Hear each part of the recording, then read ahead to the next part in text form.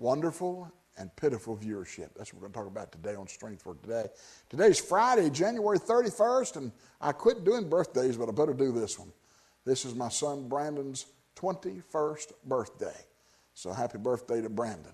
And boy, it doesn't seem like 21 years ago. Man, it was just like yesterday. But we talked about on January 27th, on Monday, the wonderful pure friendship.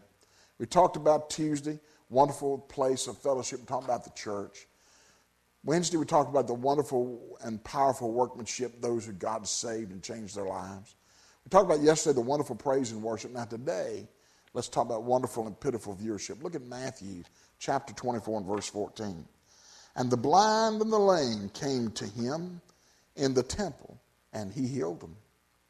And when the chief priests and scribes saw the wonderful things he did, and the children crying in the temple and saying, Hosanna to the Son of David, they were sore displeased. Now, how in the world can you be displeased at Jesus healing somebody? You got to have some stinking thinking to think that way. You got to have some real spiritual deficiencies to think that way. But boy, we got some Christians in this world who are spiritually deficient. They never see anything positive.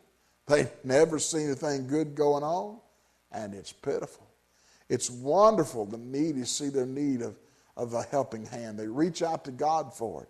And it's pitiful to see the self-righteous or unbelieving of his power easily offended by it. I think the angriest I've been here lately was a lady got saved in our church, and on the way out the door, one of the spiritual ones whispered in my ear, let's see how long it lasts. If I had not been spiritual, I'd have probably laid her out, but I didn't say a thing. I said, God, just forgive her for her negativity. Listen, we ought to be excited when somebody gets saved, not skeptical. We ought to be excited for them and thankful for it. Why? Because I want to tell you something. God can do some wonderful things if we'll let him do it. His pity and his benevolence is ready to help those who can't help themselves. And friend, there are a lot of people out there who need help today. That the only help they're going to get is if we take the Lord Jesus Christ to them.